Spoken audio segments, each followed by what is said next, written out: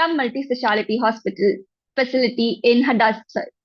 So this remarkable initiative is a vital part of the Beti Bachao Jan Andolan campaign. Dr. Rak's extensive experience in this field makes him the ideal speaker for our upcoming Q&A session. So let's welcome sir with a huge round of applause. Audience, you can react in the chat box or you can use the clapping icons to show her that you're enthusiastic. So, sir, are we ready? Shall we begin? Okay. So, first question is, can you share the inspiration behind starting your Beti Bachao Jan Andolan program? What motivated you to address the issue of infanticide, especially female feticide? We started Beti Bachao Jan Andolan on 3rd January 2012. Uh, जो इसके पीछे जो motivation है, तो वो जो experience हम हमारे हॉस्पिटल में देख रहे थे। हमारे एक छोटा सा हॉस्पिटल है, मेडिकेयर हॉस्पिटल नाम नाम का, जो हम मेडिकेयर हॉस्पिटल फाउंडेशन नाम के एक चैरिटेबल ट्रस्ट के अंडर चला रहे हैं।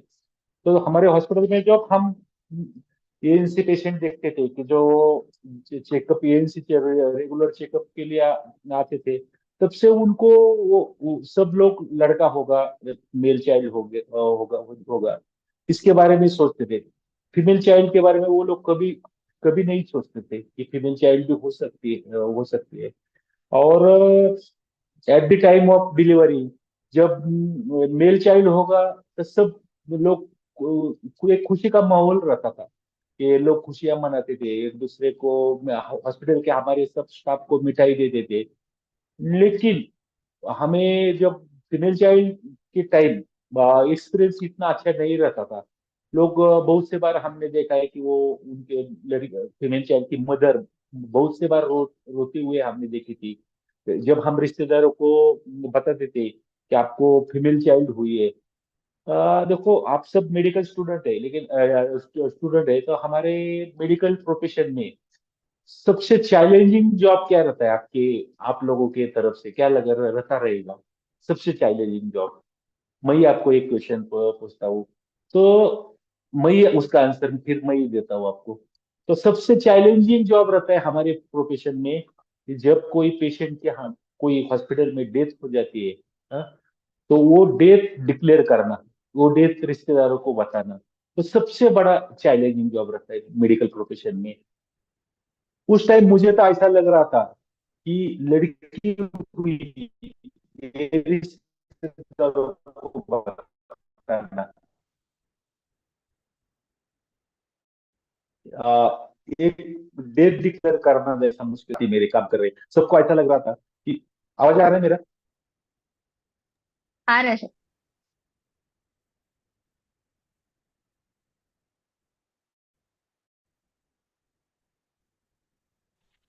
Sir, you're not audible. आ रहा है ना? हाँ, ठीक है। हमारे किधर?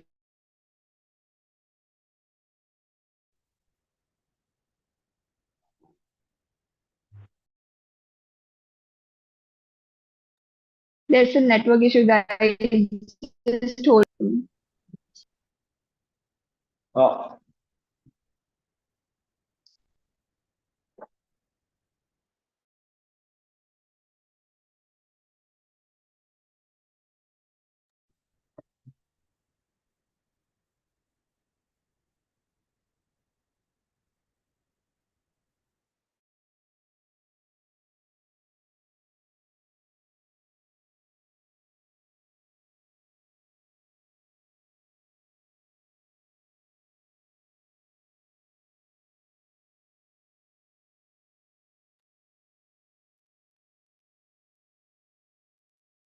Sir, can you unmute, please?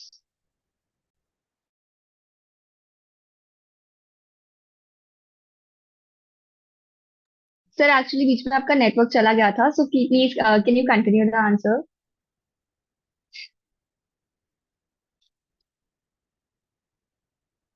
Sir you on mute.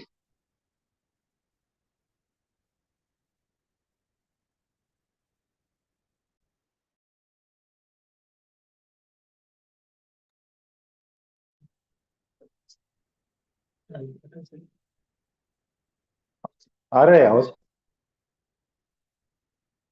Sorry यार, सॉरी फॉर। पुणे में बहुत बारिश चल रही है, उसके बारिश की वजह से थोड़ा सा नेटवर्क इशू रहेगा। हाँ, उसके लिए हम थोड़ा क्षमा चाहते हैं। तो हम फिर से कंटिन्यू करते हैं। आप सब मेडिकल स्टूडेंट है, और मैं आपसे ये बात एक क्वेश्चन आपसे पूछता हूँ कि हमारे मेडिकल प्रोफेशन में सबसे चैलेंजिंग जॉब क्या रहता है? सबसे चैलेंजिंग। तो उसका आंसर आप देखो, आपको उसका आंसर भी मैं ही देता हूँ। तो मेडिकल प्रोफेशन में सबसे चैलेंजिंग जॉब रहता है कि जब कोई हॉस्पिटल में, किसी के भी हॉस्पिटल में, या गवर्नमेंट हॉस्पिटल हो या प्राइवेट हॉस्पिटल हो, जब कोई पेशेंट की डेथ हो जाती है, तो वो डेट डिक्लेयर करना वो सबसे ज्यादा चैलेंजिंग जॉब रहता है। तो उस टाइम 12-13 साल पहले।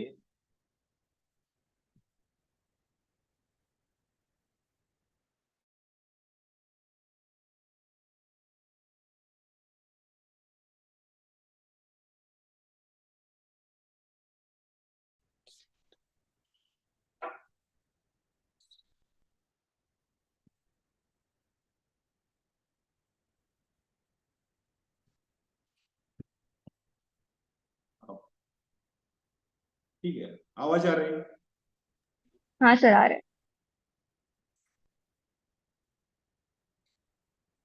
हेलो। Yes sir. अच्छा, आवाज नहीं।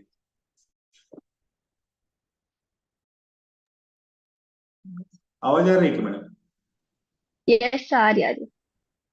आपका आवाज नहीं आ रहा है। त्यांचा आवाज येत नाही का? आवाज नाही, त्यांचा आवाज येत नाही ना आपल्याला. आता त्यांचा येत नाही का? हं.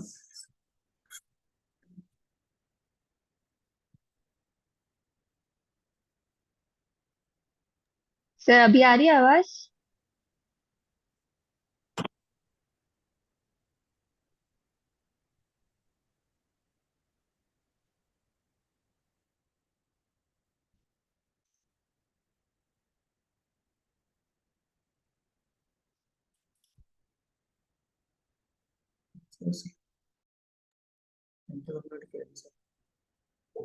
आपका म्यूट हो गया है मैडम शायद। सर आ रहा है आवाज? नहीं आ रहा है आपका आवाज। Can someone please unmute just once? So can you hear me now?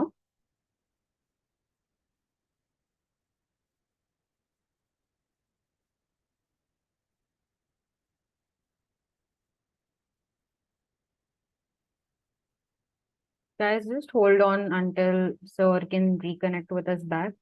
Really, thank you for your patience. Guys, till then, let's introduce ourselves. Just group में put your name, college, and year. Fatafat, let's do this. Till Sir reconnects.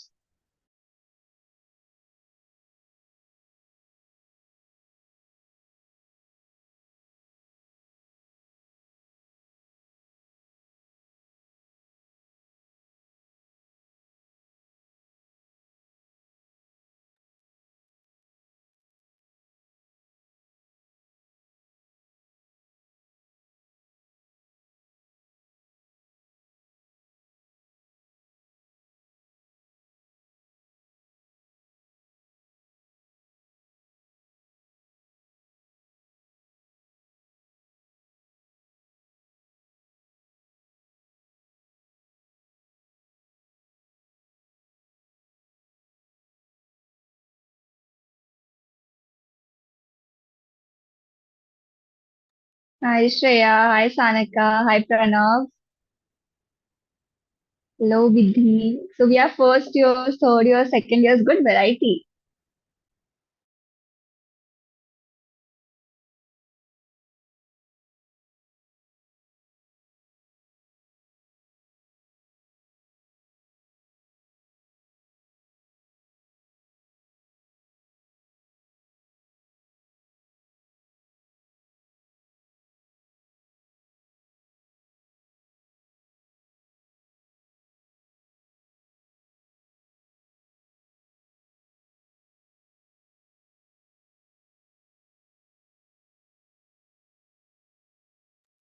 Keep it up, guys. We have 54 participants and only 10-15 messages. Come on, come on. This is a great place to network, guys. Put in your name, your year in college.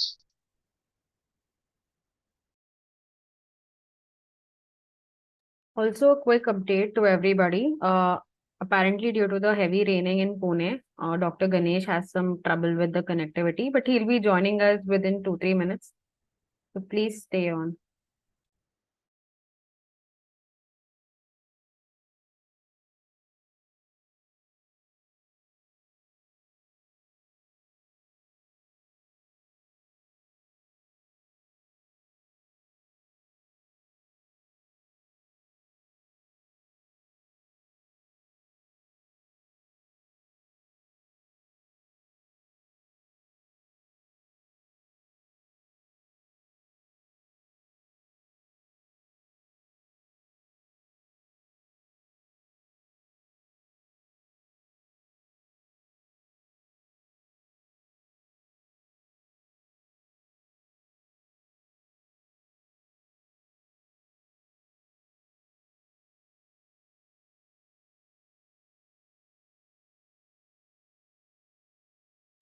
So we have one question. Who all want to be obs gynae? Guys, किसको बनना है? Gynac.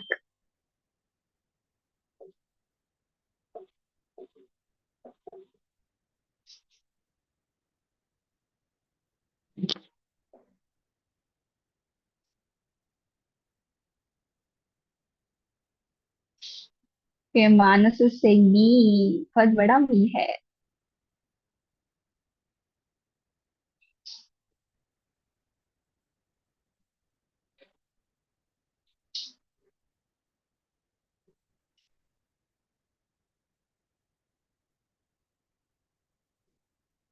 We have Yashashvi also.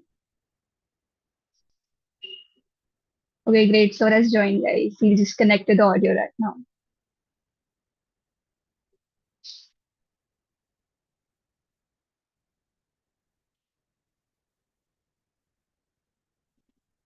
Okay, so just for the time being, we have Dr. Vivek here, who will be taking the session tomorrow, and also for the case presentation. Dr. Vivek, do you have some insights to give to all the participants today? Because we're really eagerly waiting for tomorrow's session. Yeah, it's you can address all your medical legal problems. I'm a lawyer also, so I'm an AMSA and gyne specialist. There's so much changes in the law. I finished a webinar on Surrogacy Act. You know, there's a lot of changes in the Surrogacy Act which has come about, which has clamped the commercial surrogacy. And I'm sure if you go through the act, you will understand that sometimes it's very unfair to the medical profession. The way the act has been very draconian act. So just one-sided. It doesn't address all societies of people. It hasn't addressed. It's only for married couples, Indian married couples. What about live-in partners today? A lot of people are living together, but they can't avail of this act. It's unfair. We need to be equal. That's basically our Article 14. Fundamental rights is everybody is equal in law, but unfortunately, it doesn't address people who are in a live-in partnership. It doesn't address people if they are unmarried people, single males. They can't have a family, so that's quite unfair. So that way, I can tell you that things are changing, but then it's changing very slowly in India. The law is changing very slowly compared to the societal changes. The society is developing very fast, especially because of your internet, the media, and values are changing, but the law hasn't kept up pace with the society changes. So it's up to us to make those changes. So so many things can be addressed, and I think the lawmakers will will realize that yes, the society is changing, and we have to keep the law at the same pace as the society. That's what I would like participants to find out. What are the medical problems they would like to address? Like one, I give an example is AI technology is coming in very fast in medical field. They are going to, uh, let robotics do most of surgeries, and people are going to ask, just like you have a Google Doctor, everybody will ask the digital media to give answers. Okay. So how do we address all that? I think the speaker has come today as the Yes, speaker sir. for. Yeah, thank you for your insight, sir. Yeah, I'll talk to you tomorrow. Yes, Yeah. sir. Thank you. Thank you. Welcome back, Ganesh sir. Can you hear us? Yes, yes, ma'am. Yes, so the first question, we'll just summarize it and then move forward to the next question. So, what was your inspiration behind starting this Beti Bachao Jan Andolan program? जो हम इसकी inspiration तो ऐसे कुछ नहीं थी specific. जो हमारा एक्सपीरियंस था, हमारे हम जो हॉस्पिटल रन कर रहे थे, तो हॉस्पिटल में जब ये एनसी पेशेंट के जो एक्सपीरियंस थे, वो देख कर हमने ये बेटी बचाओ जन आंदोलन 3 जनवरी 2012 में चालू किया। जब डिलीवरी के टाइम जब लोग लड़का होने के बाद लोग बहुत खुश हो जाते थे, लेकिन वही लोग लड़की होने के बाद हमें बहुत से बार रोते हुए देखा, माँ को रोते हुए देखा, रिश्तेदारों को रोते हुए देखा। और सबसे मेन पॉइंट आता था बिलिंग के टाइम। लोग लड़का होने के बाद खुशी से बिल देते थे, जैसे दे पे all hospital bill happily if the birth of male child, but if the birth of female child they never interested in paying hospital bill. तो हमने सादी सिंपल एक डिसीजन लिया था कि एक मैं आपको एक सिंपल एक थिंग बता एक बात बताता हूँ कि हमारे मेडिकल प्रोफेशन में सबसे चैलेंजिंग जॉब रहता है कि जब कोई मेडिकल पेशेंट की डेथ हो जाती है, वो हमें रिश्तेदारों को बताना या डेट डिक्लेयर करना, क्योंकि उस टाइम रिश्तेदारों की रिएक्शन अच्छी नहीं रहती, ये चाहे गवर्नमेंट हॉस्पिटल हो या प्राइवेट सेटअप हो। मुझे तो उस टाइम लग रहा था कि एक लड़की हुई ये रिश्तेदारों को बताना, एक डेट डिक्लेयर करना था, ऐसा मुश्किल काम लग रहा था, क्योंकि लोगों की रिएक्शन अच्छी नहीं थी। इसलिए हमने एक ये सिंपल एक छोटा सा प्रोग्राम हमारे हॉस्पिटल में चालू किया कि चलो हम लड़की लड़कियों को होने के बाद हम कोई बिल नहीं लेंगे, और हम बिल सिर्फ लड़का होने के बाद लेंगे। और लोग लड़के का जन्म का मेल चाइल्ड का जन्म का सेलिब्रेशन करते हैं, तो हम लड़की का जन्म का सेलिब्रेशन करेंगे हमारे तरफ से, हॉस्पिटल की तरफ से। एक सादा सा ऐसे ये चालू करने के बाद पीछे हमारे कुछ एक्सपीरियंस ही था। That was a really good initiative towards from you, sir. But let's move on to the second question, which is that what motivated you to waive the entire fee for delivering a girl child, and how this decision impacted the community in Pune? ये तो जब कुछ ऐसे incidents थे patient के जो 2011 में 2011 में जो हमने देखे थे कि जो लोग लड़की होने के बाद हॉस्पिटल में ही नहीं आते थे उनके रिश्तेदार, तब हमने ये सोचा था कि चलो we use all our hospital believe the birth of girl child and celebrate the birth of girl child by cutting cake, by distributing sweets, by lighting candles। तो उसका इम्पैक्ट कितना होगा हमें कुछ भी उस टाइम मालूम नहीं था कि हम तो सिर्फ हमारे हॉस्पिटल में ही ये काम कर रहे थे। लेकिन धीरे धीरे जब लोगों में ये बात स्प्रेड होने लगी, तो इसका इम्पैक्ट सोसाइटी में बहुत अच्छी तरह से हम देख रहे हैं। That's really good, sir. That is the motive of everyone doing good work, that the community should be impacted, right? So now I would like to ask you next question, which is, could you describe the early days of your program at Medicare Hospital in 2012, the challenges you faced initially, and how did you overcome them? देखो 2012 में तो जब लगभग आधे patient तो हमारे free होने लगे, तो और हमारा जो हॉस्पिटल का सेटअप है वो तो प्राइवेट है। तो उसके ऊपर बहुत सारा बैंक का लोन था। तो सबसे बड़ी बड़ी चैलेंजिंग जॉब तो यही थे कि लोग इतने सारे इतने सारे लोगों का पेमेंट करना टाइम टू हमारे एक्सपेंशन ज्यादा रहते हैं ना, एक्सपेंशन ज्यादा रहते हैं हॉस्पिटल में रन करने में। तो सबसे ज्यादा मुश्किल बात ये थी कि सबका टाइम पे सैलरी देना। और जो भी हमारा हॉस्पिटल है वो खुद की बिल्डिंग नहीं, वो किराए की बिल्डिंग है, रेंट पे है। तो रेंट टाइम पे देना, वो लोगों की सैलरी टाइम पे करना, सब मेंटेनेंस करना, और ये सब फ्री करना, लड़कियों को फ्री करना। तो वो टफ पीरियड था हमारे लिए। लेकिन धीरे धीरे धीरे धीरे हमारे बहुत सारे साथी है, जैसे कि हमारे हॉस्पिटल के गायनेकोलॉजिस्ट डॉक्टर इकबाल शेख और उनकी टीम, और हम बाकी नर्सिंग स्टाफ, तो वो हमारे साथ, वो लोग सब एक दिल से रहे। और इतनी लगभग देखो 12-13 सालों से हमारे साथ ये लोग काम कर रहे हैं। तो ये हमारे डॉक्टर इकबाल शेख या बाकी नर्सिंग स्टाफ, ये लोगों ने हमें बहुत अच्छी तरह से साथ दिया।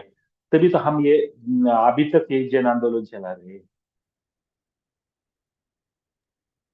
That was really nice, so that friends का साथ काफी जरूरी होता है.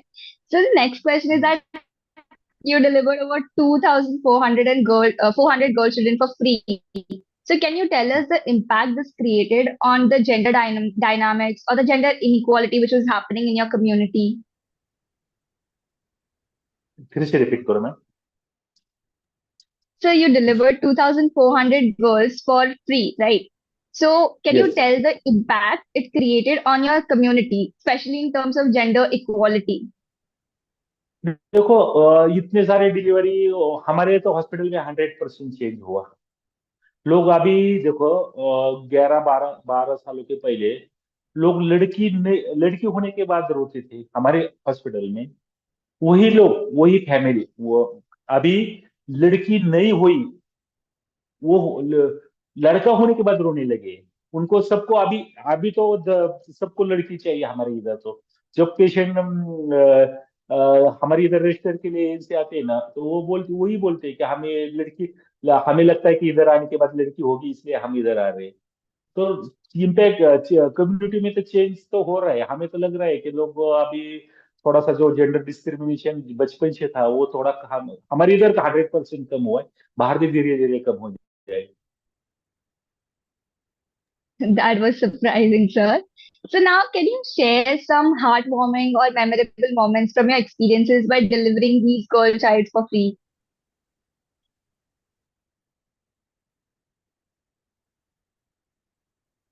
देखो एक 2011 में एक हमारे हॉस्पिटल में एक डिलीवरी हुई थी।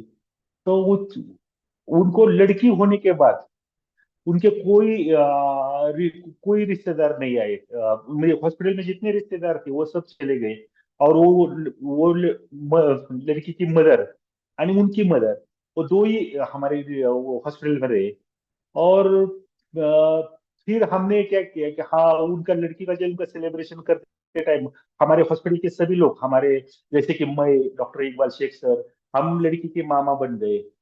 हाँ, कुछ नर्सिंग स्टाफ है वो मौसी बन गए, और हमने एक धूम बड़े खुशी से लड़कियों का जन्म का स्वागत किया। केक काट कर, थोड़ी में सब रोड पे, सब रोड पे बाहर खड़ा रहकर सबको मिठाई दिन भर मिठाई दी।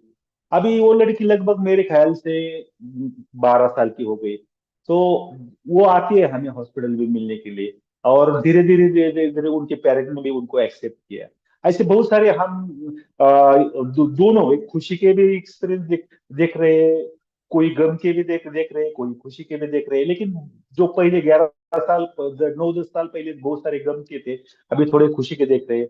बहुत से बार हम जब लोग बोलते थे लोगों को कि लड़की हो गई, तो वो बोलते थे कि नहीं नहीं, लड़का होने वाला था, आप झूठ बोल रहे हैं, हमें लड़की हुई। आपने दूसरे पेशेंट की लड़की हमें हमें दिखा रहे हैं, आपने चेक कर दिया। हमारे साथ बहुत सारे लोग झगड़ा करते थे उस टाइम। लेकिन अभी तो थोड़ा सा माहौल चेंज हो गए। That's really touching, sir. So now, what are the key lessons which you have learned throughout your journey, and how have these lessons shaped your approach and strategy over the years? देखो, जब भी कोई आप कोई life में decision लेंगे, तो बहुत सारे चैलेंज आपके सामने रहते थे रहते। तो उसके बारे में आप कभी नहीं सोचने का कि देखो इसमें कितना सक्सेस आएगा, अ, आपके ये करने में आपको कितना सक्सेस मिलेगा, लोग क्या बोलेंगे आपके ऊपर, लोग उसके बारे में मत सोचो। आपको जो भी कुछ डिसीजन लेना है आपको दिल से लेने का, और वो करते रहने का। धीरे धीरे लोग जुड़ते जाते हैं आपके साथ। हमारे साथ भी वैसा ही हुआ कि चलो 11 सालों में बहुत कुछ चेंज हो गया है, 11-12 सालों में। So it's exactly like saying कि फल की चिंता मत कर, तू कर्म करते जा. कर्म कर्म तो Yeah. So कर्मण्य next question is कर्मण्य that, वही सिंपल मैं एक शुरू करते बता रहा हूँ, कर्मण्यवाधिकारस्ते माँ फलेषु कदाचन। yes. So as a medical professional, how do you ensure that the quality of healthcare and medical services provided in your hospital are up to the mark, especially when you're when you're giving free services to female child deliveries? अभी वही थोड़ा सा वही पिछले question से relate करता हूँ। जो कोई चीज आप दिल से करते फ्रॉम योर हार्ट, तो आपको ये प्रॉब्लम नहीं आता। हमारे हॉस्पिटल का माहौल देखेंगे, अभी भी हमारे हॉस्पिटल में कुछ पेशेंट रहते हैं जिनको मेल चाइल्ड हुआ, कुछ पेशेंट रहते हैं जिनको फीमेल चाइल्ड हुआ। देखो मेल चाइल्ड होने वाले जो मेल चाइल्ड हुआ है वो तो हॉस्पिटल का बिल देते हैं लोग, उनके ऊपर हॉस्पिटल चलाता है। लेकिन हमारे जो सब हमारे डॉक्टर साथी है, डॉक्टर इकबाल शेख या हमारा नर्सिंग स्टाफ पीडियाट्रिशियन है, बाकी वो लोग, उन लोगों का सबका सबसे ज्यादा ध्यान फीमेल चाइल्ड के ऊपर रहता है। वो एक्चुअली सब फ्री रहते हैं, लेकिन उनको वो फीमेल चाइल्ड के पेशेंट की केयर लेना, उनको ट्रीटमेंट करना या उनका बर्थ का सेलिब्रेशन करना, इतनी खुशियां मिलती है, इतना खुशी से करते हैं ना, तो उनको सबको लगता है कि ये उनका घर का उनका फैमिली फंक्शन ही है। जो लोग बिल देते हैं उनके ऊपर कोई हमारे इधर ज्यादा कोई ध्यान नहीं देता, नहीं देते वो, उनकी जब भी चलता है वो प्रोफेशनली चलता है। लेकिन जो लोग बिल नहीं देते मीन्स फीमेल चाइल्ड होने के बाद, वो पेशेंट या उनका सब देखभाल जो रहता है एक फैमिली फंक्शन की तरह, एक सेरेमनी की तरह रहता है हमारे इधर। तो हमारे इधर तो इसमें तो कोई इम्पैक्ट नहीं हुआ। मुझे थोड़े से इकोनॉमिकल क्राइसिस हो रहे थे 2012 13 14 15 में, लेकिन इसका हेल्थ केयर सर्विस में क्वालिटी के ऊपर कोई असर नहीं हुआ। और उसका श्रेय जाता है सब हमारे जो साथी है मेरे, doctor Iqbal Shaikh sir and हमारी जो बाकी नर्सिंग स्टाफ या हॉस्पिटल का पूरी टीम है, उनको जाता है। मुझे नहीं मिलता। वो लोगों की वजह से क्वालिटी मेंटेन हो गई है hospital. Exactly, teamwork matters the most. So, next question is, sir, that could you provide some insights into the geographical spread of your initiative beyond Pune, and how have you extended your mission to other states and African nations? इसका तो main दो तीन चीजें है कि ये सब होने के पीछे एक मीडिया, जो लोकल मीडिया हो, रीजनल मीडिया हो, स्टेट मीडिया हो या national media, international media, media ने हमारे ये कैंपेन को बहुत अच्छी तरह से कवरेज दिया। और लोगों तक हमारी मिशन मीडिया की तरफ से गई। दूसरी चीज है कि जो सोशल मीडिया है, बहुत सारे सोशल प्लेटफॉर्म है कि जो जैसे कि फेसबुक है, इंस्टाग्राम है, ट्विटर है, यूट्यूब है या व्हाट्सएप। तो वो सोशल मीडिया का भी हमने, सोशल मीडिया का ऐसा भी फ्री रहता है सबके लिए। तो हमने सोशल मीडिया का भी एक अच्छी तरह से यूज किया कि हमारी जो, हमें जो लग रहा है वो लोगों तक भी है। तो सोशल मीडिया की वजह से हमें अच्छी तरह से रिच मिला। तो उसके वजह से धीरे धीरे लोग हमें जुड़ते गए। हर इंडिया के हर स्टेट में हमारे कम से कम 30 35 40 public awareness program, rallies, gathering, marches हो गए। और बहुत सारे अफ्रीकन कंट्रीज में जैसे कि जाम्बिया, सूडान, कांगो, नाइजीरिया, वो कंट्रीज में भी हमारे कैंपेन बहुत हो गए। तो लगभग हमारे साथ more than 4 lakh doctors, 13,000 social organizations, and 25 lakh volunteers are connected. They are also join our Beti Bachao Jan Andolon, and they are also giving their own contribution for girls in their own fields. तो सब लोग जो एक साथ मिलकर हम थोड़ा सा एक बदलाव लाना चाहते हैं। बदलाव मीन्स क्या है? लड़कों लोगों ने लड़की होने के बाद जैसा लड़का होने के बाद लोग खुश हो जाते हैं, वैसा ही लड़की होने के बाद खुश होना चाहिए। और जो हमारा जो बहुत सालों से हमारा जो सेक्स रेशो डिक्रीजिंग हो रहा है, जो वो थोड़ा वो इक्वल होना चाहिए। मीन्स कि लड़की को भी राइट टू बर्थ मिलना चाहिए, जो सालों से मेल चाइल्ड को है कि राइट टू बर्थ। तो वो दोनों को भी लोग जेंडर डिस्क्रिमिनेशन नहीं होना चाहिए, जेंडर इक्वलिटी होनी चाहिए, इसके लिए हम फाइट कर रहे हैं। That's amazing, sir. We all are very proud of you. So, moving on to our next question, that have you encountered any resistance or opposition to your initiative? And if you have, then how did you handle it?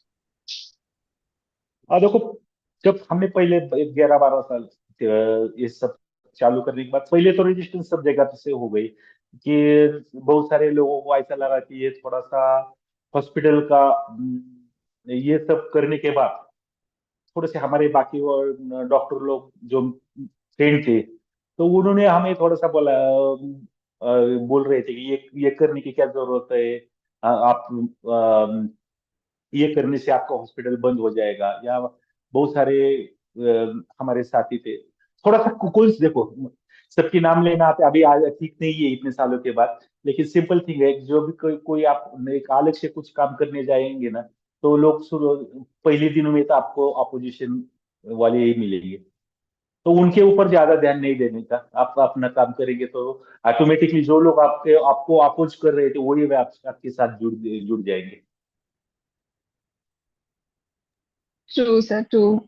So, moving on to our next question is that can you share some success stories or case studies of individuals or families whose lives have been impacted positively by your Beti Bachao Jan Andolan program? देखो कितने सारे ऐसे families है हमारे से। देखो सबसे ज्यादा है कि लड़की होने के बाद वो घर में बहुत सारे झगड़े हो रहे थे, वो माँ माँ के ऊपर कोई ध्यान नहीं दे रहा था, या वो बहुत सारे मैटर डिवोर्स के आ गए थे। आई या तो वो हमारे साथ हमने उनके ऊपर ज्यादा काम करने के बाद उनकी फैमिली अभी अच्छी चल रही है। बहुत सारे पेशेंट हमने देखा कि जिन्होंने सेल्फ डिटर्मिनेशन किया, उनको मालूम रहा था कि ये फीमेल चाइल्ड है, वो उनको अबॉर्ट करने जा रहे थे। हम हमें मालूम होने के बाद, हमने उनके ऊपर काम करने के बाद, उनका काउंसलिंग करने के बाद उन्होंने वो नहीं किया।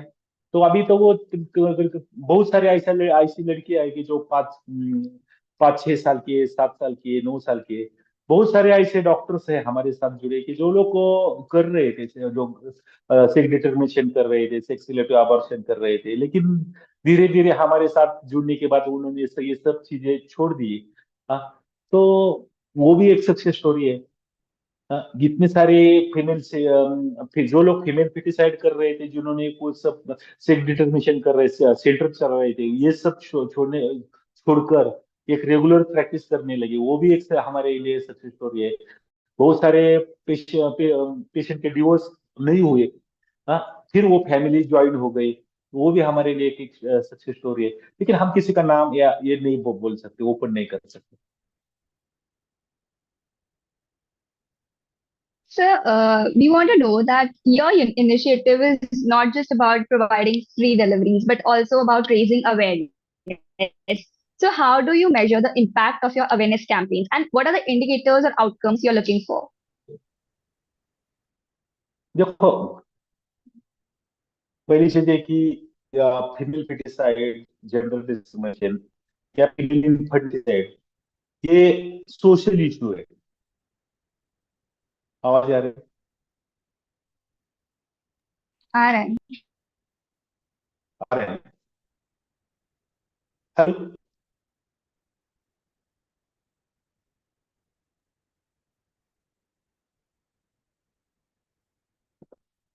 आवाज आ रही है? Sir, हाँ अभी आ रही है. आ रही है?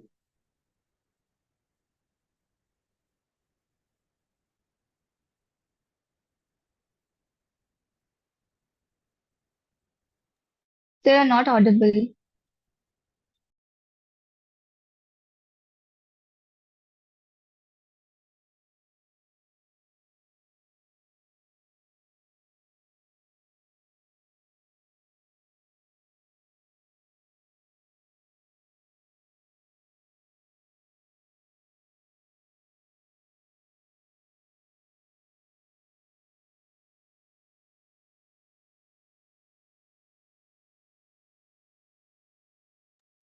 We'll just wait on Just for a hold on. minute or two. Sir is currently not connected to the audio, so we'll just wait for.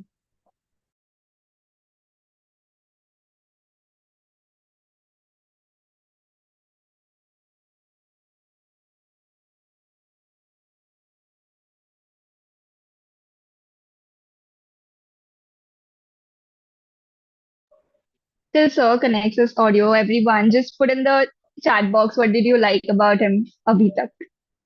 What did you like? How motivated or how inspired do you feel by him?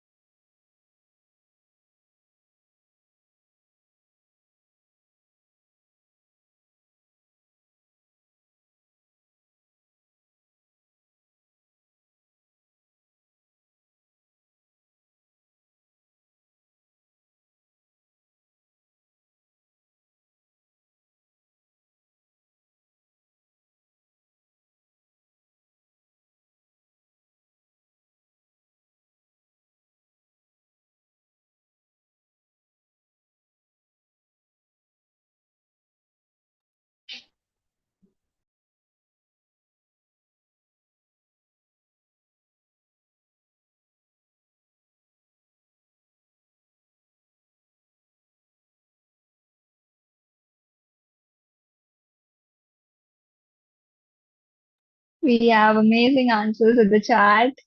The Sir's dedication to his mission. Oh my God. Even if we are dedicated 1% to our studies, probably prelims के पहले बुरी हालत नहीं होती. He feels so humble. Yeah, he is definitely very humble. So yes, truly, truly Pranav. Enough will we can achieve anything.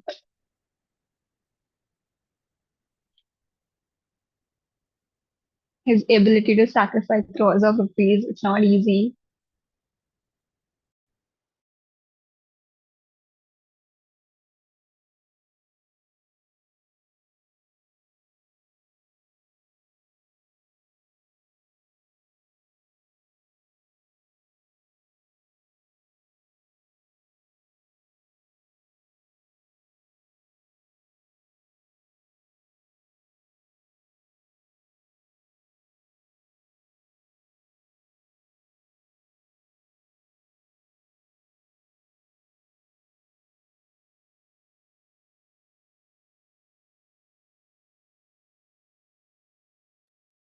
So everybody, sir is here.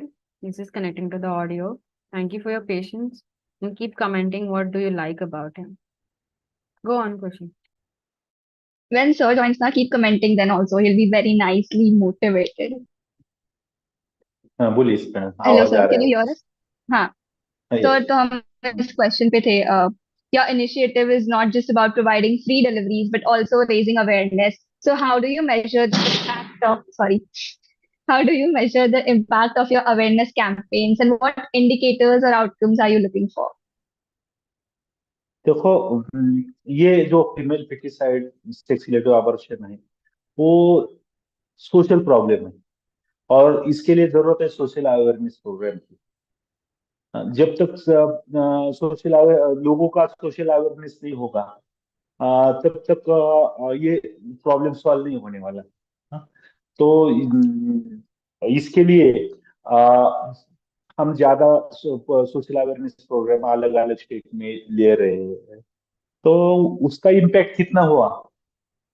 पहली चीज मैं एक आपको एक गवर्नमेंट का एक सर्वे बताता हूँ. हाँ, एक सर्वे बताता हूँ. इकोनॉमिक सर्वे ऑफ इंडिया 2017-18 का एक रिपोर्ट आया था जो पार्लियामेंट में आया था. इकोनॉमिक सर्वे ऑफ इंडिया ये ऑथेंटिक रिपोर्ट रहता है गवर्नमेंट का जो बजट के पहले आता है पार्लियामेंट में. तो वो रिपोर्ट में मेंशन किया था कि हमारे देश में पिछले लास्ट 10 years में 6 crore 30 lakhs means 63 million girls are girls were killed in fetus in last 10 years. देखो 10 सालों में 6 करोड़ 30 लाख लड़कियों की गोद में हत्या फीमेल फिटिसाइड. और ये फीमेल फिटिसाइड हमारे देश में चल रहा है लगभग 30-40 सालों से. तो आप सिंपली मैथमेटिकल प्रिंसिपल इसके लिए यूज करो कि 10 सालों में 6 करोड़ 30 लाख लड़कियों की हत्या तो पिछले 30-40 सालों में कितनी हुई होगी। ये सबसे बड़ा ह्यूमन जेनोसाइड है। इतनी इतनी बड़ी किलिंग दोनों वर्ल्ड वॉर में नहीं हुई। इतनी बड़ी किलिंग कोविड पैंडेमिक में भी नहीं हुई, इतनी हमारे देश में लड़कियों की हो रही है। तो इसके लिए बहुत काम करना पड़ेगा। सोशल अवेयरनेस प्रोग्राम की भी जरूरत है, जैसे कि लॉज की भी जरूरत है, जैसे कि हमारे पीसीपी एंड एक्ट है। लेकिन सिर्फ हम पीसीपी एंड एक्ट नहीं काम करेगा जब तक लोगों को लड़का चाहिए, लोगों को लड़की नहीं चाहिए, फैमिली को लड़की नहीं चाहिए, वो इसलिए वो डॉक्टर के पास आते हैं। तो सिर्फ लॉज काम नहीं करेंगे, इसके लिए सोशल अवेयरनेस प्रोग्राम भी उतना ही जरूरत है। इसलिए हम उनके ऊपर भी ज्यादा ध्यान दे रहे हैं। इसका इम्पैक्ट कितना हुआ क्या हुआ, तो वो आने वाले नेक्स्ट सेंसस कब होगा उसमें मालूम हो जाएगा कि सेक्स रेशो कितना इम्प्रूव हुआ है या डिक्रीज हुआ है। तो वो शायद कि कब नेक्स्ट सेंसस दो दो 2021 में होने वाला था, वो कोविड पैंडेमिक की वजह से नहीं हुआ। लेकिन 2024, 25 या 26 में हो जाएगा, मालूम नहीं। हाँ, तब हमें उसका इम्पैक्ट कितना हुआ या सचमुच में सेक्स रेशो इंक्रीज हुआ या डिक्रीज हुआ मालूम हो, कि उनका क्लियर पिक्चर सामने आएगा। तो तब तक तो हम काम करेंगे। Definitely, sir. We are hoping to look forward to positive results. So the next question is that gender sensitization campaigns are a very crucial aspect of the mission. So could you describe some of the specific activities or approaches you used in these campaigns to create a lasting change? Generally ये change करने के लिए तो हम तो थोड़ा सा हमारे हॉस्पिटल में तो हम तो सब लड़कियों के लिए फ्री कर रहे हैं। लेकिन अलग अलग जगह पे जाकर हमारे साथ बहुत सारे डॉक्टर्स जो जुड़ रहे हैं, कि वो भी उनके क्लिनिक में, हॉस्पिटल में वो भी लड़कियों के लिए medical service, concessional medical service दे रहे हैं। और बहुत सारे कोचिंग क्लासेस भी हमारे साथ जुड़े हैं, कि जो लड़कियों को एजुकेशन में हेल्प करते हैं। स्कूल भी जुड़े हैं, कि जो लड़कियों की फीस, थोड़ा सा फीस में हेल्प करते हैं। तो ऐसे अलग अलग प्रोफेशन के लोग जुड़े हैं, कि जो सबका मकसद यही रहता है कि लड़कियों को बचाना, उनको थोड़ा सा उनको उनकी हेल्थ के बारे में थोड़ा सा सबने मिलकर काम करना, या उनके एजुकेशन के बारे में काम करना, या उनके सोशल सिक्योरिटी के बारे में सबने थोड़ा सा काम करना। तो ऐसे अलग अलग प्रोग्राम रहते हैं। सिर्फ बेटी बचाओ नहीं बोलते हम, सिर्फ नारा नहीं लगाते। तो बेटियों के लिए कुछ ना कुछ करते हैं अपने अपने फिल्म में। Okay, so sir, according to you, what is the role of medical community, including young medical students like us, in addressing broader societal issues related to gender discrimination and female suicide? देखो, ये female female infanticide, ये इसी related to medical profession के related है। ये हमारे field के issue, ये इशू किसने क्रिएट किए? हमारे कुछ बुरे लोग, हमारे कुछ प्रोफेशन के कुछ लोगों ने क्रिएट किए पैसे के लिए। फीमेल फिटनेस सेक्स डिटर्मिनेशन तो नॉन मेडिकल लोग नहीं करते। सेक्स डिटर्मिनेशन मेडिकल प्रोफेशन के लोग वही करते। चाहे ठीक है, सोसाइटी को लड़का चाहिए लड़की नहीं चाहिए, वो उनके उनके कुछ प्रॉब्लम है। उनके बहुत सारे प्रॉब्लम है, ड्रॉरी प्रॉब्लम है, दहेज प्रॉब्लम है, लड़की की इनसिक्योरिटी है। बहुत सारे सोशल इशू है, उनके वजह से हमारे सालों से, हजारों सालों से हमारा कल्चर है कि लड़का चाहिए। उनके वजह से उनको लड़का लड़का लड़का चाहिए। लेकिन हमारे फील्ड के लोग क्यों कर रहे हैं? तो वो सब पैसे की वजह से, ओनली फॉर मनी। तो और ये प्रॉब्लम किसने क्रिएट किया? हमने ही क्रिएट किया, हमारे कुछ फील्ड के लोगों ने क्रिएट किया। तो उनका तो बहुत बड़ा रोल है कि आईसी चीजें से दूर रहना, जैसे कि sex determination, sex related abortion. सिर्फ भी रहेंगे तो बहुत बड़ी हेल्प रहेगी लड़कियों को बचाने में, पहली चीज। दूसरी चीज ये है कि देखो, फीमेल इन्फेंटिसाइड फीमेल इन्फेंटिसाइड के बारे में मैं आपको एक लैंसेट का ये लैंसेट मेडिकल जर्नल का एक रिपोर्ट 2018 का बताता हूँ। हमारे देश में हर साल 2,40,000 लड़कियों की डेथ हो जाती है, उनको सिर्फ मेडिकल ट्रीटमेंट नहीं मिलने के बाद वजह से। मीन्स वो अवॉइडेबल डेथ रहती है। सिर्फ वो लड़की है इसके वजह से उनकी फैमिली उनको ट्रीटमेंट नहीं करती। और हमारे कुछ डॉक्टर है कि वो तो प्रोफेशनल है कि वो तो जब तक फैमिली को इंटरेस्ट नहीं, वो पेड फीस नहीं देते तब तक ट्रीटमेंट नहीं करेंगे। तो हर साल हमारे देश में 2,40,000 लड़कियों की डेथ हो जाती है। वो सारे के सारे डेथ अवॉइडेबल है। ऐसे लगभग 10 सालों में लगभग 24 लाख लड़कियों की डेथ हो गई। 24-25 लाख लड़कियों की डेथ हो गई 10 सालों में हमारे देश में। जो आफ्टर बर्थ, वो फीमेल फिटिसाइड के बारे में नहीं बोल रही, आफ्टर बर्थ जो फीमेल इन्फेंटिसाइड के बारे में बोल रहे हैं कि जो अवॉइडेबल होते, दोनों ने भी इंटरेस्ट लिया हुआ था, फैमिली ने भी इंटरेस्ट लिया हुआ था। और हमारे कुछ प्रोफेशन के लोग, मेडिकल प्रोफेशन के डॉक्टर कुछ लोग हैं, उन्होंने भी थोड़ा सा इंटरेस्ट लिया हुआ था, ये सब लड़कियां बच जाती थी। लेकिन नहीं हुआ ऐसा। तो ये सब बंद करने में तो सब हमारी प्रोफेशन की बहुत जरूरत है। चलो फैमिली को नहीं इंटरेस्ट है, उन्हें फीमेल चाइल्ड है, लड़की है इसलिए बचाने में, तो थोड़ा हम कोशिश करेंगे उनको बचाने के लिए। तो वो बहुत, उनका बहुत की रोल है। मेडिकल प्रोफे जो आप जैसे मेडिकल स्टूडेंट है उनका तो बहुत सारा रोल है, क्योंकि वो तो हमारे देश की फ्यूचर है, हमारे सोसाइटी की फ्यूचर है। वही तो सब हुआ। चलो हमारे पीरियड में चेंज नहीं हुआ, तो आपके पीरियड में तो आप जैसे लोग आगे आएंगे, तो फ्यूचर में आपके हाथों से ये चेंज आएगा, बदलाव आएगा ना। तो आपका तो सब लोग, सब मेडिकल स्टूडेंट का तो बहुत की रोल रहेगा हमारे लिए ये आंदोलन में। आप लोग अब आगे आएंगे तो आने वाले सालों में हम सोचते हैं कि हर घर में लड़कियों को जन्म का स्वागत होगा, सेक्स रेशियो इक्वल होगा।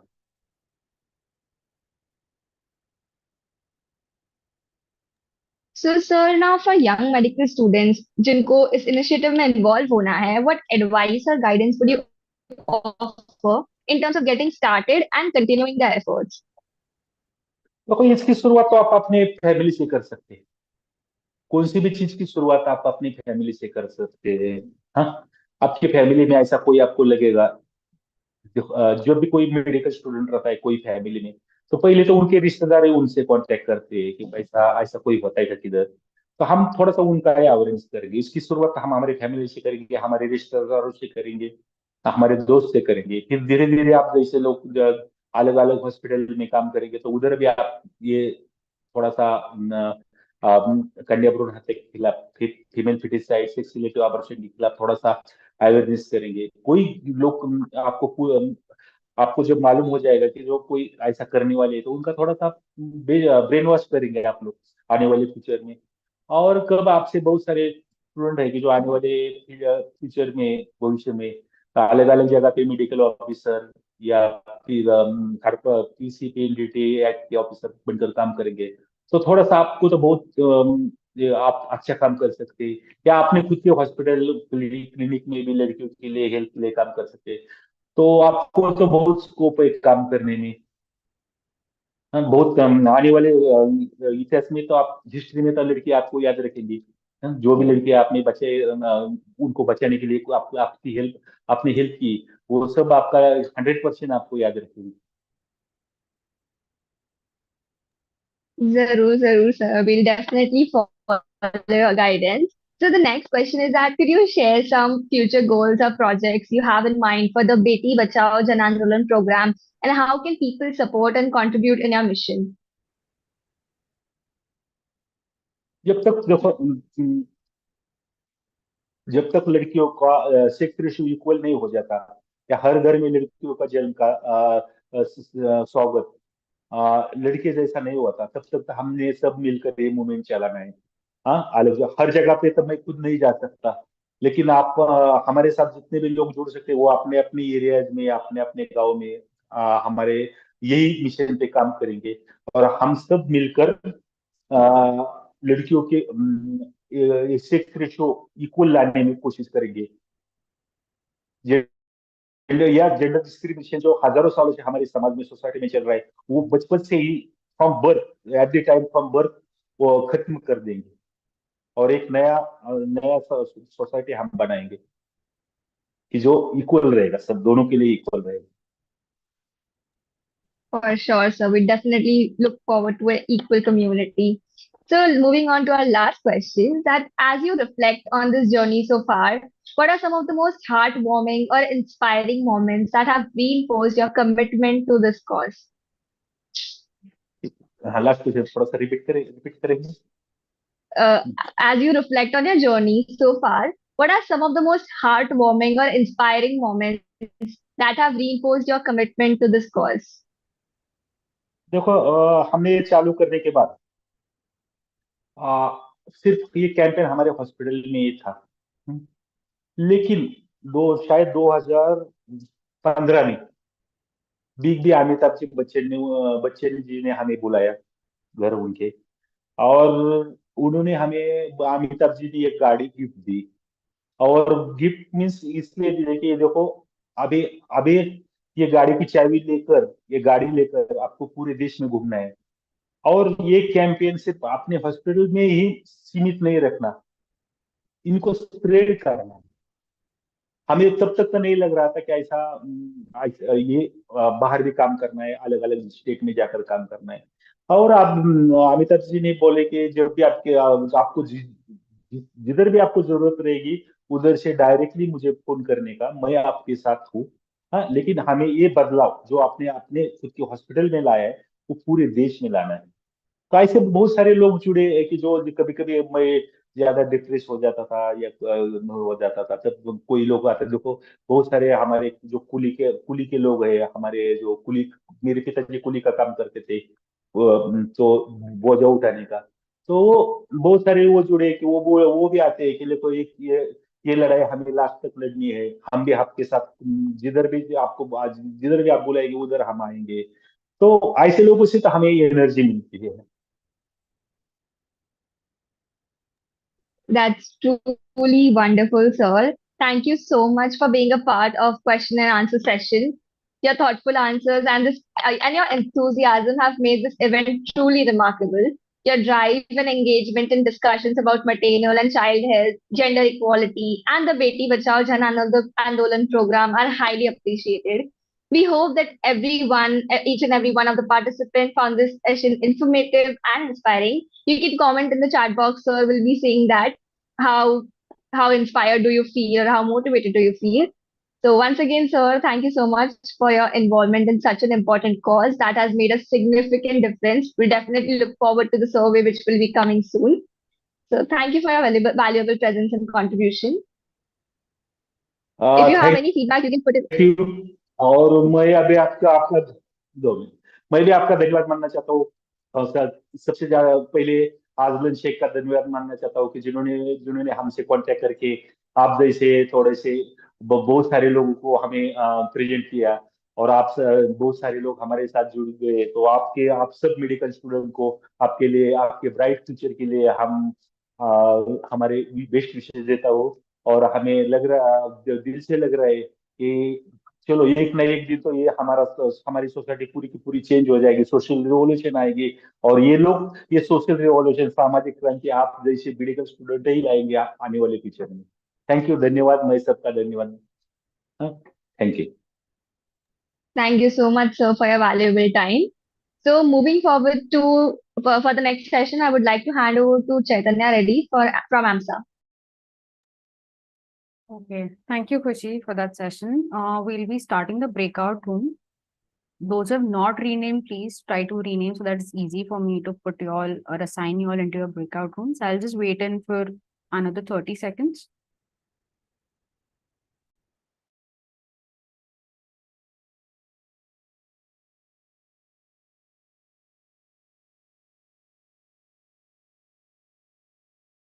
I just wanted to reiterate that everything about your PPT presentation will be explained to you by your group moderator in the next 20 minutes.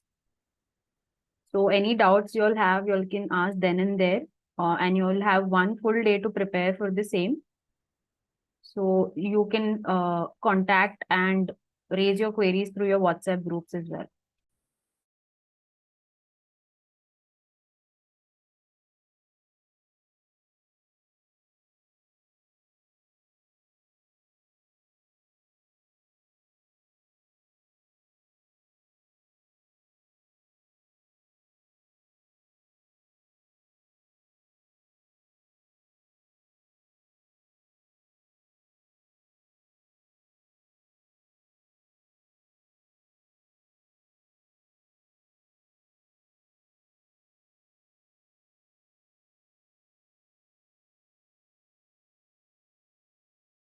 Cannot hear your voice.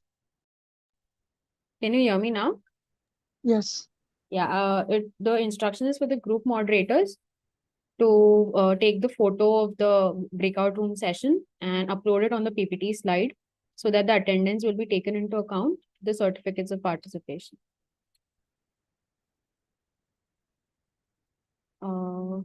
Please join the breakout rooms. If you all are not able to join, just let me know.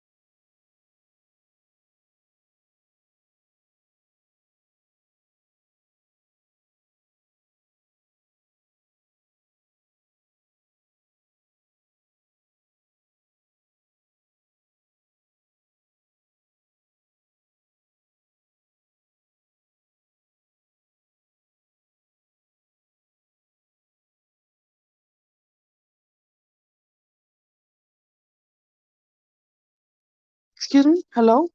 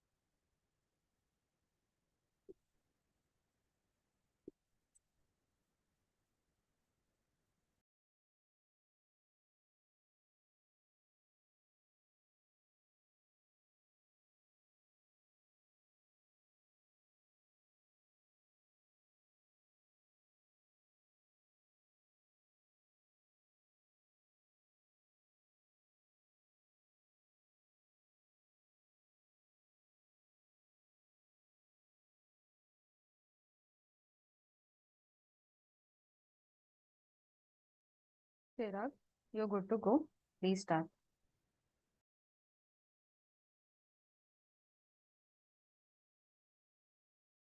Hi guys, so welcome to this webinar and I hope you'll have a wonderful discussion today.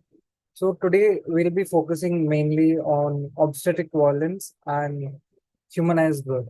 So this topic has been proposed by the bioethics unit of AMSA and we really look forward to have a really wonderful and a healthy discussion on this topic today.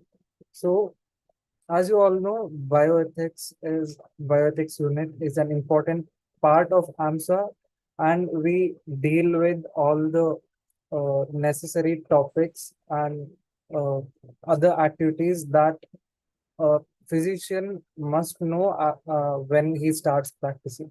So today we have with us Mr. Arfan Nawaz Khan, the chair of the bioethics unit. He'll be talking about this and he'll brush upon everything that is needed for you guys regarding obstetric violence and humanized birth. We welcome you. Thank you, Chirag, for that introduction. Let me share my screen first.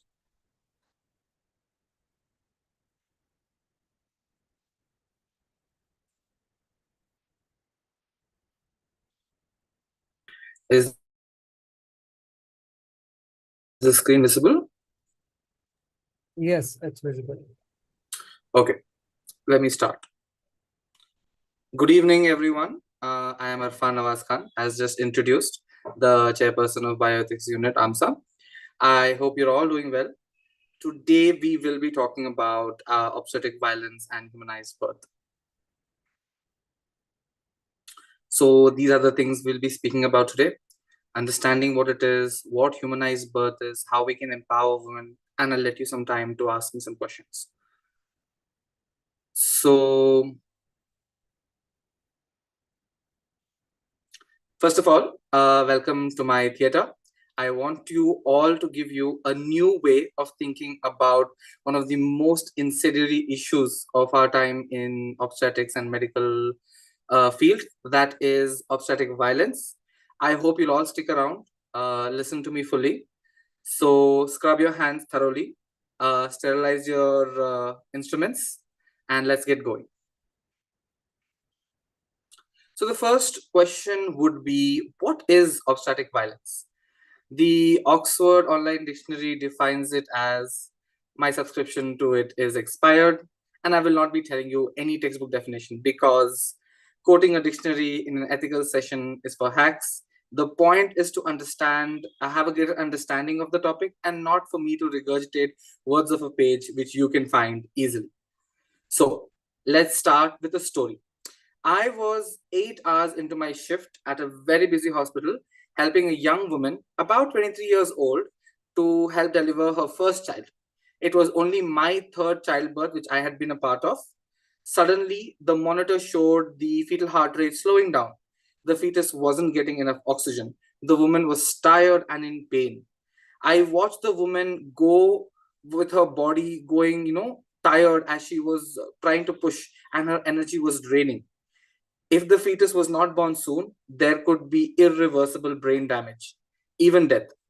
And suddenly I hear a noise, thup, the sound of the midwife's open palm hitting the patient's face. They started using a loud voice telling her to push, telling that if she doesn't, she will be responsible for the death of a child. The doctor announced that they would be giving an episiotomy and ended it with a one-word question. Okay, right? With the scissors in their hand and the junior PG giving local analgesic, another slap came to her face, telling she should decide fast or else the baby would die. And reluctantly, she said yes. At this point, you must be thinking if the baby was delivered safely. Sadly, that's not the question we will be addressing today. The question we will be talking about is, why do healthcare workers become violent? Before we start memorizing any textbook definition, let us first understand what this phrase really makes us feel. Obstetric violence. Some have suggested this phrase is a little heavy-handed.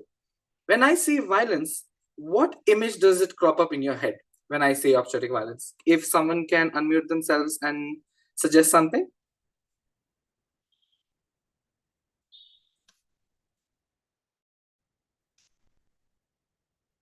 Physical violence. Okay. Okay. But do you see, but it would be difficult for anyone to imagine doctor physically abusing a patient. That is a hard image for us to even imagine something, because yes, please. Body shaming. Okay. Okay, yes, that is a possibility. Anyone else before I continue?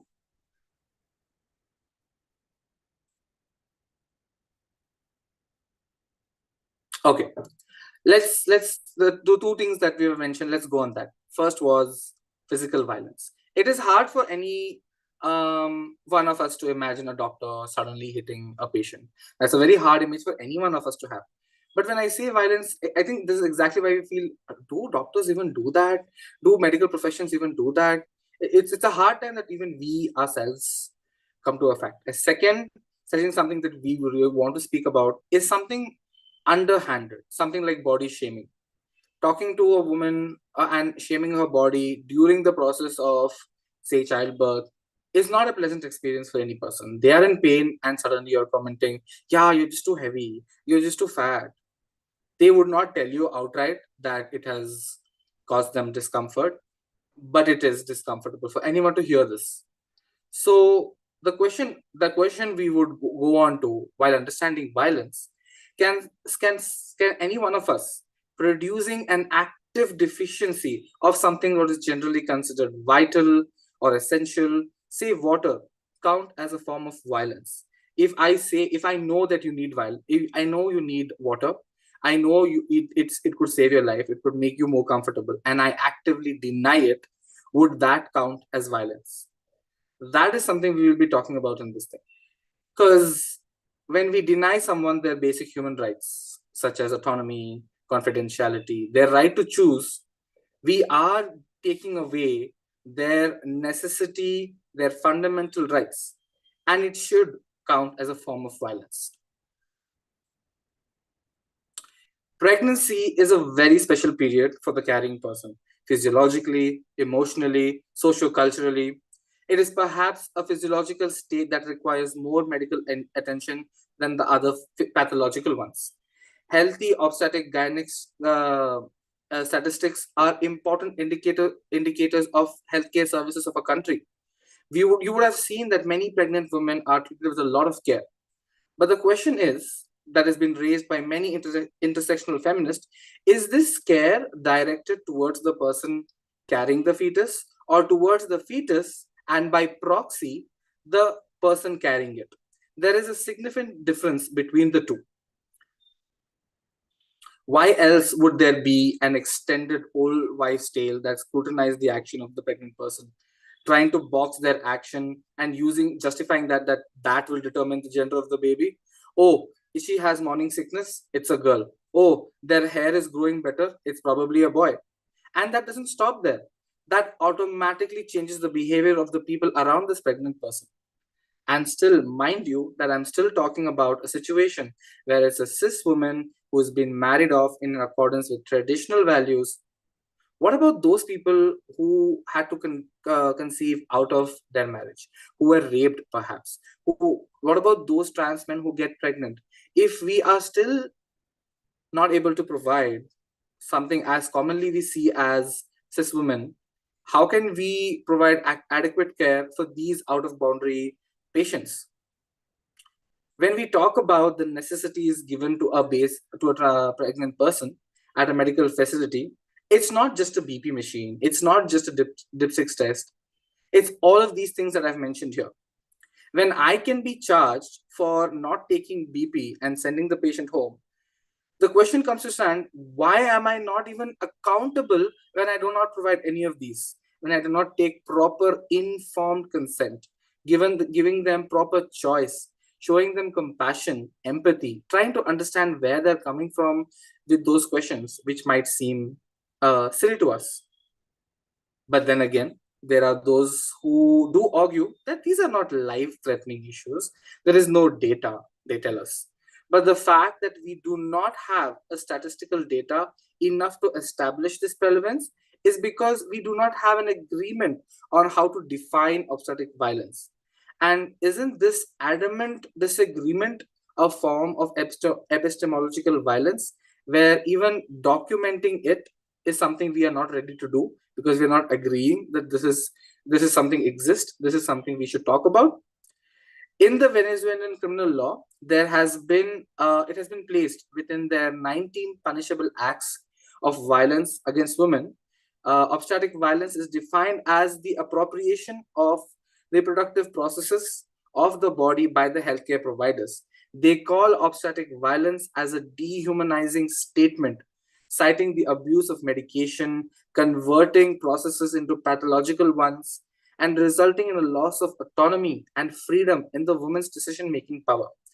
It has been theorized that it's like structural violence connected to hierarchy, power, status, and control through shaming them, gaslighting them, and epistemic injustice where we don't even consider their pain as real sometimes. At this point, you must be wondering, okay, how do we solve this? And I wish I could just give you a checklist saying, do not do these 3 things and you'll be fine. Do not discriminate, do not gaslight, do not shame, and you're good to go.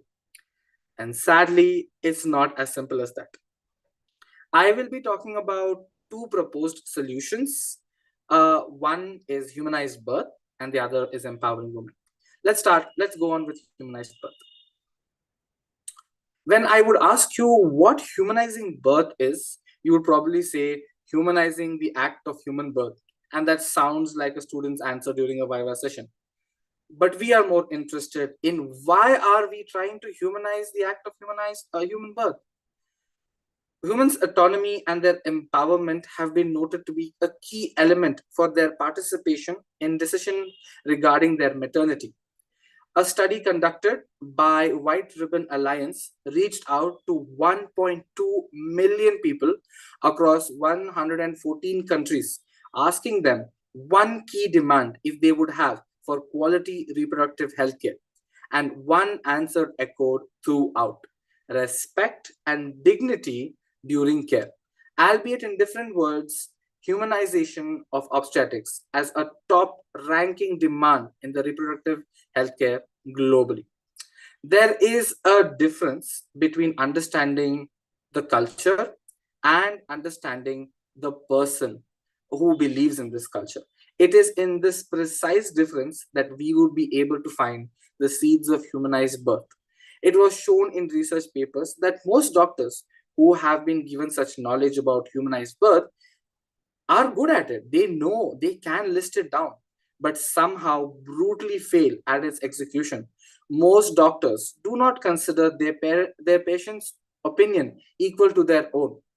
Here's where the gap begins. The doctor undermines the effects of what a small cultural practice holds in the person's life, and this causes us to be other problems such as being considerate, having open communication, showing empathy. It has been 20 years since humanized birth was first proposed, but it repeatedly failed at becoming popular. The question arose, why is something that helps make the pregnant person's life easier somehow backfiring and not working? A research article from 2022 stated that the ground problem was not knowledge. Doctors know that these are what you're supposed to do, but it's rather communication and understanding, and that is easier said than done. It shedded light upon the daily medical practice where the doctors fail to appreciate and incorporate the values the patient holds. The paper also discussed 7 core rights. That is, right to be free from harm till treatment and ill treatment. That is, when we talk to them, even our words can be harming. When we treat them lesser for any of their social classes, being poor, being trans, or any of this, we should actively try to learn about these subjects, which we may have not been taught in our classrooms, and try to treat them. Second is what follows the first one, is a right to dignity and respect, an echoing sentiment that they had themselves placed. Third is something that we should learn how to give. That is a right to information, right to informed consent, respect for their choices and preferences, which includes the right of companionship of their choice wherever possible. Fourth, being right to privacy and confidentiality. Fifth, right to non-discrimination, equality, and most importantly, equitable care. Sixth, being right to timely healthcare and to the highest level possible, right to liberty, autonomy, self-determination, and freedom from coercion, like I just mentioned in the case study I was talking about. Healthcare providers need to recognize that pregnant people require positive interaction that meet both their emotional and physical need. Comfort is a day-to-day word that is a vital part of the solution that we have been looking for 20 years. Maybe all these years, the comfort of the patient was never really the first priority. It's ironic, I know. But if we think about it without any interference, maybe we were so focused on promoting humanized birth as the ultimate solution to obstetric violence, we forgot that we actually have to make the patient comfortable even before we started discussing humanized birth. Comfort is never unilateral. It is a part of the very reason why humans on Earth are humans, apart from their wildlife tendencies. Humanization is not supposed to be a privilege, it is supposed to be a birthright. And I mean real humanization, not just something you can just, score off a checklist.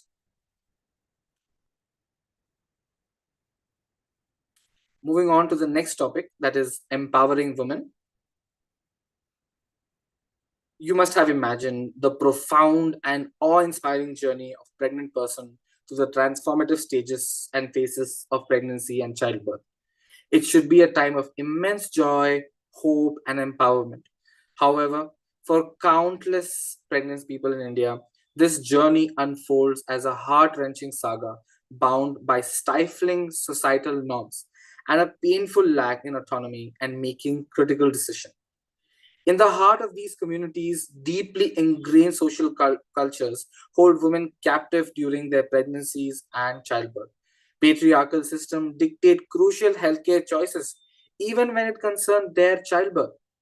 Women are expected to play the roles of obedient wives and dutiful mothers, deferring their authority and rights towards their husbands and the elders of their house. Change is possible. We must embrace informed consent as a cornerstone of healthcare, asking and ensuring women primarily make their decisions about their pregnancies and childbirth with an unwavering understanding. A collaborative effort involving women first in this conversation is a key part. It is to ensure they feel valued and their preferences are cherished. When they are spoken to like humans with genuine concern, no matter how small it feels for us, we should not make them feel small for asking such questions. And it is on this journey of empowering women during childbirth, it necessitates, I repeat, challenging traditional gender roles, starting engaging with the men and the entire family about these conversations, and promoting the idea that women's autonomy benefits not only the woman itself but the entire family and community. And this can be a transformative catalyst for change. Telling them about the process of childbirth, showing them videos of childbirth, asking them to take part in the labor are all such strategies. Empowering women does not mean women should do what men do.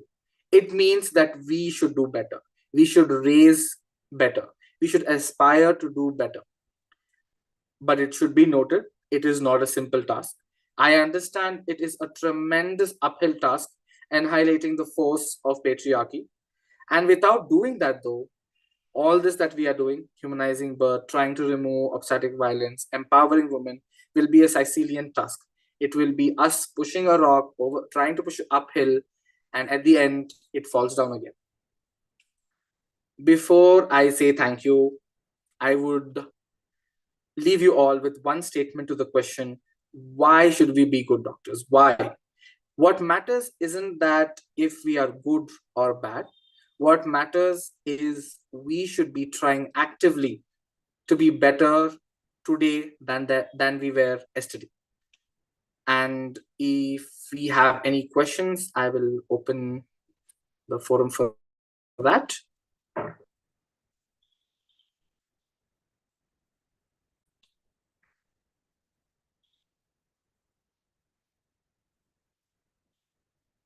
Am I audible? Yes, you're audible. Yeah. So does anyone have any questions? Anything they would like to add to the conversation? Something that I was not clear on? Manas, do you want to unmute and go ahead? You can do so. All right. So I did want to bring to light that this whatever that we are discussing today stays relevant throughout our lives, regardless of whichever specialty we choose in our future. Like, I mean, even as an orthopedician, all of this information is crucial as well and very much relevant for any specialty that we're going to pursue, not just for future obstetrics and gynecologists. So yeah. Thank you for that. Yes, that is very important that we take these values across our medical fields, whatever profession we decide to end up in. And of course, curate it accordingly to the profession. As mentioned in orthopedics, we might see a pregnant woman who has fractured their bone for some reason. We should not be shaming them at that time. Oh, you can't even take care of yourself. You're holding a child. Again, that is a relevant thing. Thank you for that. Any other questions?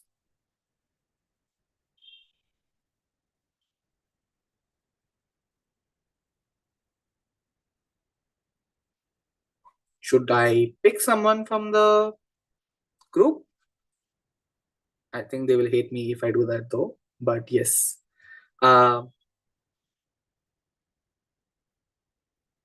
Okay, I'll pick someone. Group 6, Saheshnu.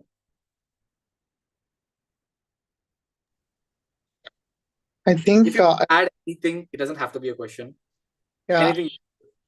even in the statement that you mentioned when saying about the orthopedics thing, saying you're carrying a child, going to take care of yourself, that brings up a point that you were saying earlier.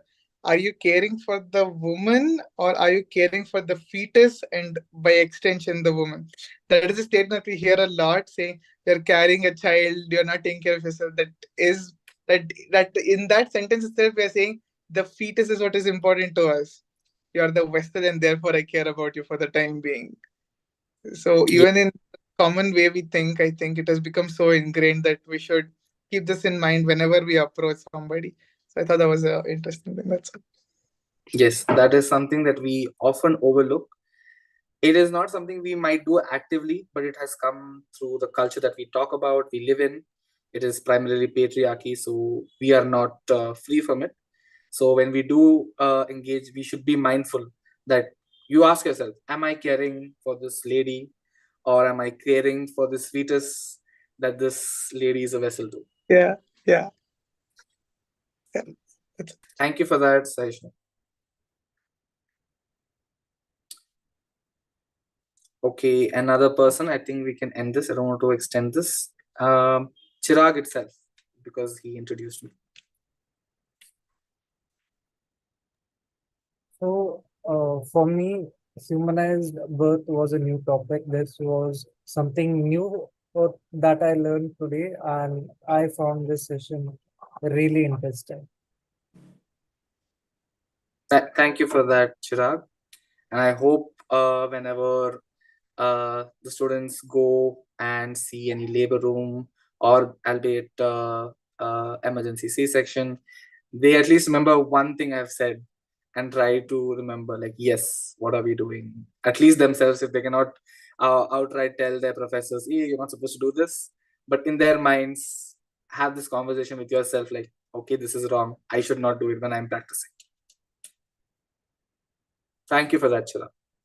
So thank you for that, everybody, for listening to me patiently. Something's on the chat. Okay, Supravati, thank you for that. Noticing that, but yes, thank you. I'll end the session. Irfan, I think we have Aditya Raj. He might want to say something. Yes. I was just saying that I think it's a very good idea to approach these problems with why we need to be good doctors. And I think that's something we often forget. Like, yeah, we need to be inclusive. We need to, like be considerate of genders or identities and all that. But we do not address why we need to do that and why it is essential for us to be good doctors, and why it is not just not just something we can do, but just something we should do. So I think that was a very interesting point that stuck out. Thank you for that. Yes, that has been reminded to me by several people around me who are not medical, but when we have conversations, they do tell me like these are the problems I'm facing because of this thing, and I try to defend my medical professionals and stuff, but at sometimes the evidence seems stacked against me, and I have to accept that yes, there is something wrong.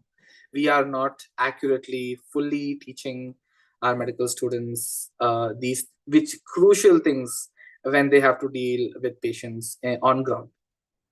So yes, trying to be better should be one of our top priorities as a human and as a doctor.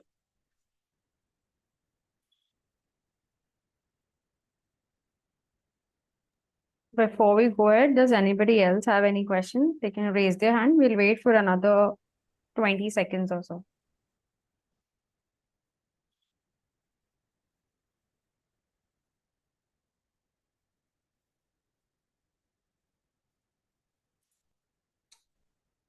Okay, so I think really thank you, Irfan. And Chirag, would you go ahead with the vote of thanks?